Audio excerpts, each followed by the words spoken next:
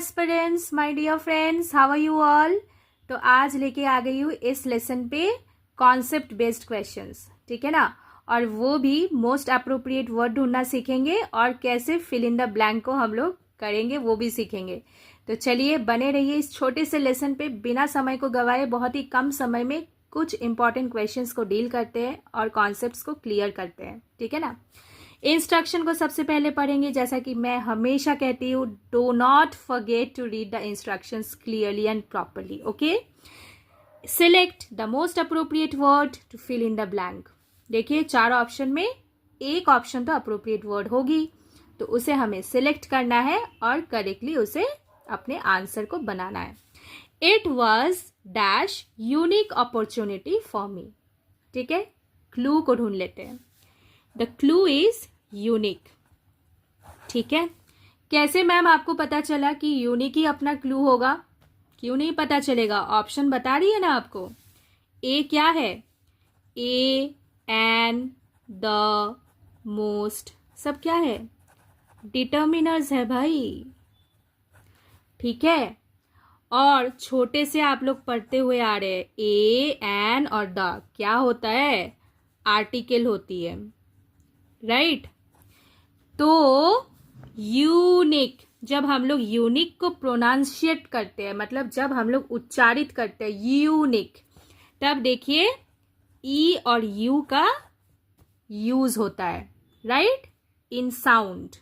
तो जब कभी भी ई और यू का यूज होता है टू प्रोनाउंसिएट अ वर्ड, तब हम लोग एप्लीकेशन करते हैं ए का।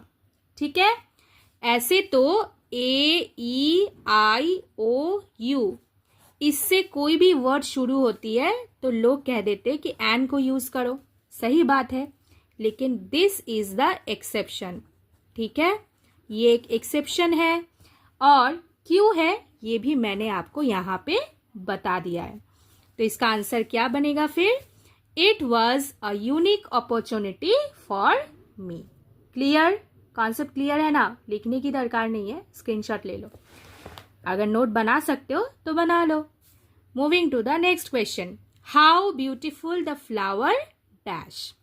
अब देखो यहाँ पे क्या है, this is called sign of exclamation.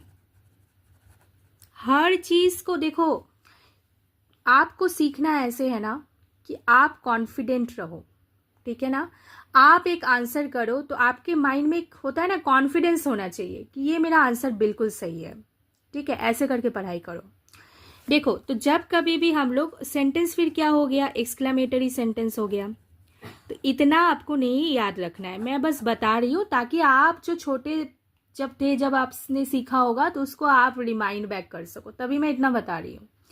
इतना अभी फिलहाल आपको याद नहीं रखना है कॉन्सेप्ट्स, आप खाली इतना याद रखो, साइन ऑफ एक्सक्लेमेशन है मतलब ये एक ऐसा टाइप ऑफ क्वेश्चन है जिसमें आप कुछ सडन एक्सप्रेशन दे रहे हो। ठीक है ना, you are giving sudden expression. आपने एक फ्लावर को देखा, ठीक है, आपने अभी एक फ्लावर को देखा, आपको बहुत पसंद आया। ठीक है, एक ही फ्लावर है, फ्लावर, वन फ्लावर। तो इसका वर्ब क्या होगा फिर? इसका वर्ब इज होगा how beautiful the flower is. अगर फ्लावर्स होती, फ्लावर्स, तब आर होता। समझ में आया? तो कॉन्टेक्स्ट ऑफ बी वर्ब्स देखो डिस्क्रिप्शन में जाके, बहुत क्लियरली मैंने आपको समझाया, जाके चेक करो, लिंक दिया हुआ है। छोटा सा लेसन है, ठीक है, टाइम कंज्यूमिंग लेसन मैं नहीं बनाती हूँ। I need to save your time, ठीक है ना, कॉन्सेप्ट समझा रही हूँ, टाइम सेव कर रही हूँ।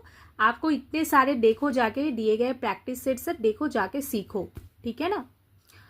चलो moving to the next question. और अगर अच्छा लगे तो अपने दोस्तों यारों के साथ साझा भी करो, शेयर करो लेसन्स को। ही dash his father when he was young.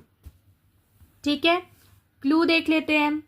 देखो एक यहाँ पे वर्ड है, सिमिलर है, अलाइक है, लाइक है और रिजेंबल्ड है।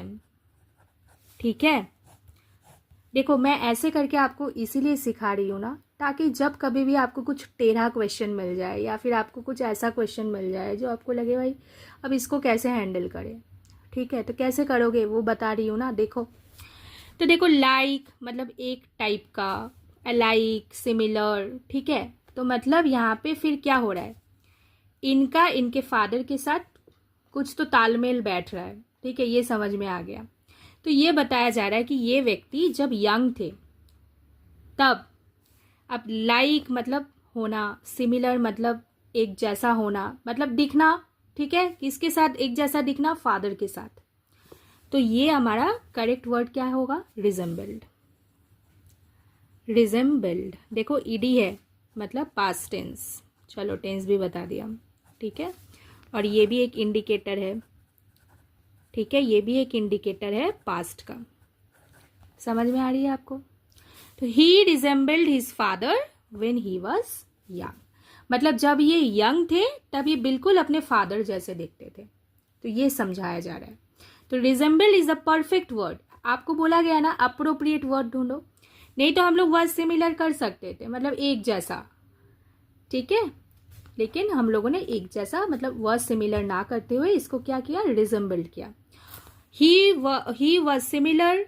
अब देखो वाज सिमिलर भी हम लोग करते तो यहाँ पे और एक वर्ड होना चाहिए था टू, यहाँ पे नहीं है, नहीं है यहाँ पे क्वेश्चन पे टू, तो वाज सिमिलर नहीं होगा, ठीक है, रिजेंबल्ड होगा। क्लियर। चलो, अगर कुछ हो रहा है तो वो क्यों हो रहा है, अपना लॉजिक होना चाहिए भाई, ऐसे ही नहीं हो रहा है। चलो, अगर आप इस चैनल पे नए हो ना तो चैनल को सब्सक्राइब करो, आपको बहुत सारे इंटरेस्टिंग लेसन्स मिलेंगे। टाइम, मैम ऑलवेज फील कि time is very precious. Ma'am को खुद का समय भी गंवाना अच्छा नहीं लगता। मैम ये नहीं चाहती कि आपका भी समय खराब हो, ठीक है। बुक्स को भी पढ़ना है आपको, टाइम मैनेज करके इतने सारे टॉपिक्स को कवर करना है। आप एसएससी की किसी भी एग्जाम्स की तैयारी कर रहे हो, किसी भी कॉम्पिटिटिव एग्जाम्स की तैयारी कर रहे हो, तो you need to give a lot of time to yourself, to your preparation, to your practice।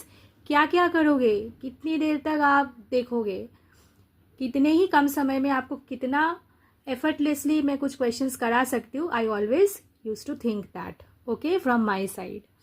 चलो, अब ये एक देखो PYQ से क्वेश्चन लिया हुआ है। Bhanu the security guard asks everyone entering my building to show their dash card. अब कोई भी बंदा अपने बिल्डिंग में आ रहा है, ठीक है, तो उसका परिचय पत्र देखता है कौन, सिक्योरिटी गार्ड भानु। तो देखो परिचय पत्र छोटे से स्कूल पे तो थे, तो पता ही होगा, आइडेंटिटी कार्ड होगा, ये तो कुछ देखो सेल्फ, कोई सोच सकता है भाई सेल्फ कार्ड, नेम कार्ड, नहीं, नेम कार्ड क्या होता है, नेम कार्ड नहीं होता। आइडेंटिटी कार्ड में क्या होता है, नाम होता है भाई, आपका पता होता है।